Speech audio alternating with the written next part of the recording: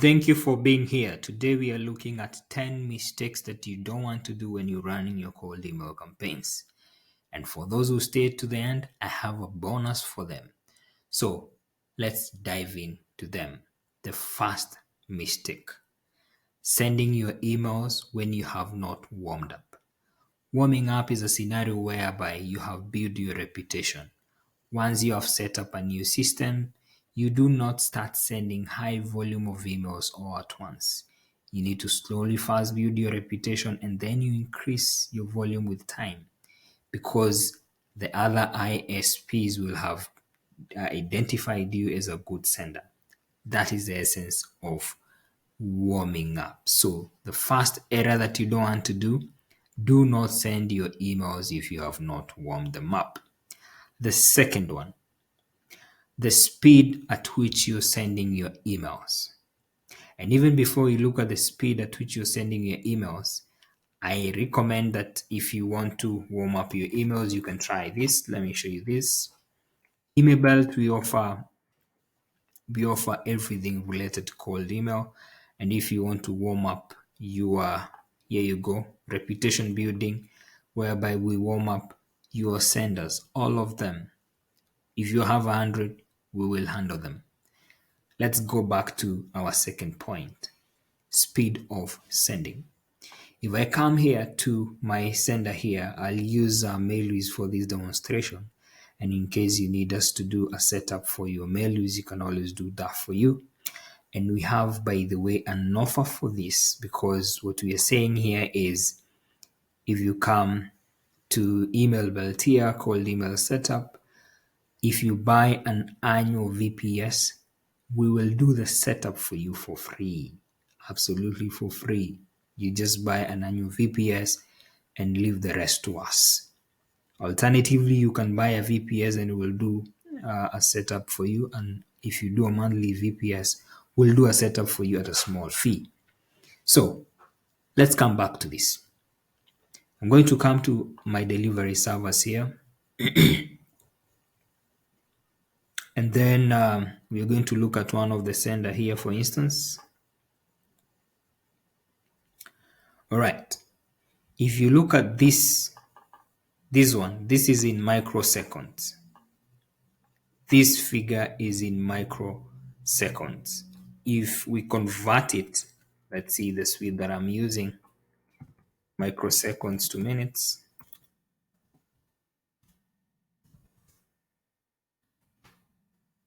I'm gonna see this right now. There you go. I'm sending an email after every 2 minutes. When I'm starting a new campaign, I usually use 10 minutes. That is 600 million microseconds, which is equivalent to 10 minutes. So what is the point of not sending all emails at once? Naturally, a natural sender does not blast out emails. It is even complicated by the fact that you're sending cold emails. So what do you want to do? Send an email after every 10 minutes when you're starting out, and then keep on lowering that such that you can now lower your speed, which will increase the volume. The third mistake that you do not want to do is sending emails when they are not verified. At times, some people just buy some list somewhere and they start running their campaign. That's a big mistake. Do not do that. Always verify your emails before you can start running your campaign. And what happens during verification? Over time, some people no longer use their email addresses. So when you send an email, they bounce, or those domains do not exist, or those people have ceased to be employees of certain companies. So when you send an email, it bounces. So always clean your email.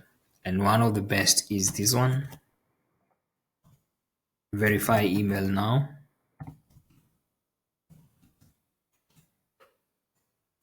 It's one of the best that you're going to see in the market, and there is an offer.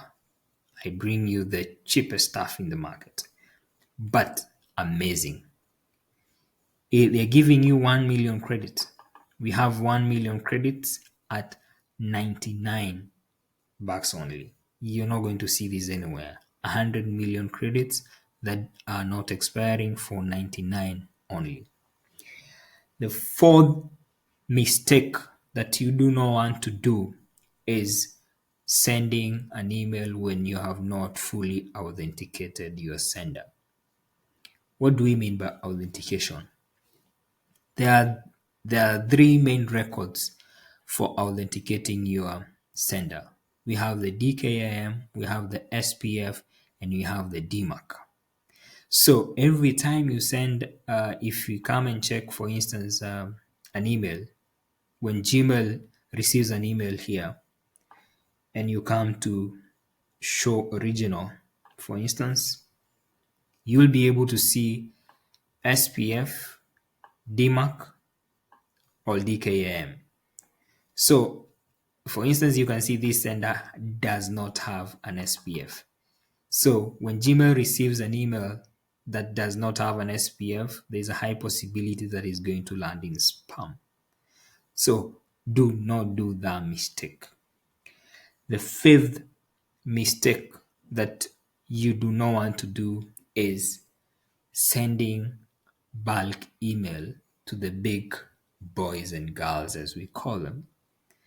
If your list only contains Gmails, Yahoos, Outlook, and such emails, the free emails as we know them, there is a high possibility that you won't run your campaign for long, for they will block you. So, but there is another argument that goes, but even the domain emails mostly are provided by Google Workspace, or they're provided by Outlook and all that. That is somehow correct. But then again, we have many others that are self-created, if I may use that word. They're using the likes of webmails, Roundcube, and Snappy Mails. And even though Google Workspace and Outlook do have some strict policy when it comes to cold emails, it's also worth noting that since you are paying for these services, they are more lenient compared to when they are receiving an email to the Gmail, the free workspace, that is, the Gmail and the Yahoo's and the Outlook, the free plans. But for the paid plans, they are a little bit lenient. So that's why I'm telling you that you need to focus your email list to domain emails. The sixth mistake that you do not want to do: sending spammy content. By now, you know we have received, every one of us has received an email that contains a lot of spammy content. And what do we mean by spammy content? By spammy content, we mean words like 100% discount, free, using the words like 10 discount, using the words like free. I have done a list of words that you need to avoid when you're creating your email. So that is something else that you need to really avoid. If, for instance, you can check the message that I used in this campaign. If you come here, let's check the message I received in this campaign. And you can see it was not doing very bad. 22% open rate and 2.0 click-through rate. And you can see my bounce rate is 0.2. You need to keep your bounce rate quite low. Let's check what we had here.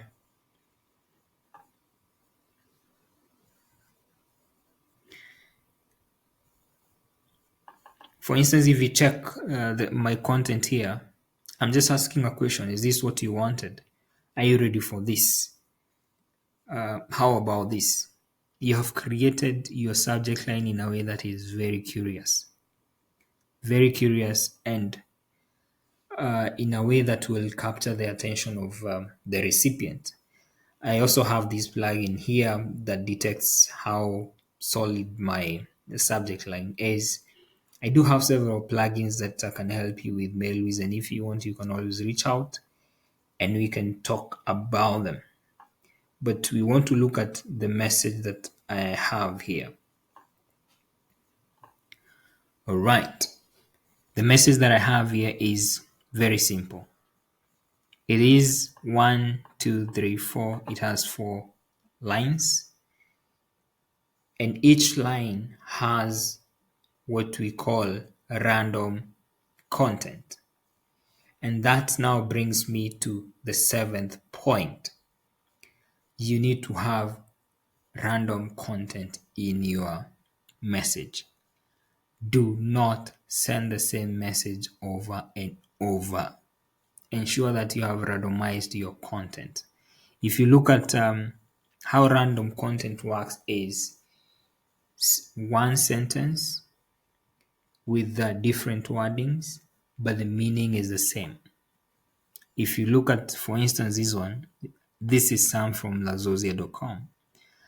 I am Sam from lazozia.com. Sam here from lazozia.com. They all mean the same. And if you look at the sentence here is we have this. This is a tag that is being picked from the Excel. The campaign is targeting people who have registered domains. So here will be something like Namecheap, who is our partner, is constantly looking for, and all that. If you read this sentence and this sentence, the meaning is the same, but from a system perspective, they are different. So what happens? The system is going to pick maybe sentence 5 here, sentence 6 here, randomly. So that is something I highly recommend. And if you look at the content here, I have not talked about anything promotional.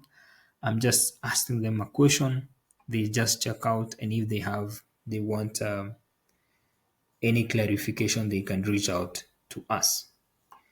Something else you have noted is I've only included one link. And if you have to include a link, ensure it's a credible link, because not everybody wants to click any other link. So that's the reason why, as you can see here, I have done a YouTube link. It is so easy for a person to click on a YouTube link compared to other types of links. Right. Point number 8, still on the content. If you can see, this is plain text message. I highly discourage using those HTML designed templates when you're running cold emails. Keep it simple, keep it plain text, as you can see it here. The other point is always ensure that you have a do not contact list. What does this mean? A DNS list. These are people who have unsubscribed from your list, or people who have told you do not email me. Please, if a person has told you not to email them, do not email them back. If they have unsubscribed, remove them totally from your list. And Mailwiz has a very good feature whereby it auto removes any person who unsubscribes. Why is that important? First reason is because if you send an email to a person who has told you to stop and you send it again, you become a nuisance and they report you, and you're marked as spam, which jeopardizes your sender. Second reason is from a legal perspective, especially for people in the US, if a person tells you to stop emailing them, you should just respect that. And number 10. Remember, I told you I have some bonus, so you better hang on. Don't get tired. Number 10.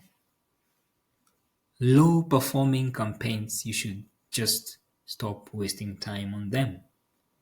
If you have an email list that has been performing poorly, or a campaign that is performing poorly, it's either you need to change your list or you need to change your product, or both, because something is wrong and you can waste a lot of time with that. And my bonus point, as I promised to you, is ensure that your volume is low. Point number 11, ensure that your volume is low. Do not say that you want to send 1 million emails per day. It is not realistic, and chances are you'll start landing in spam. There are people who send 10 million emails, and these are people who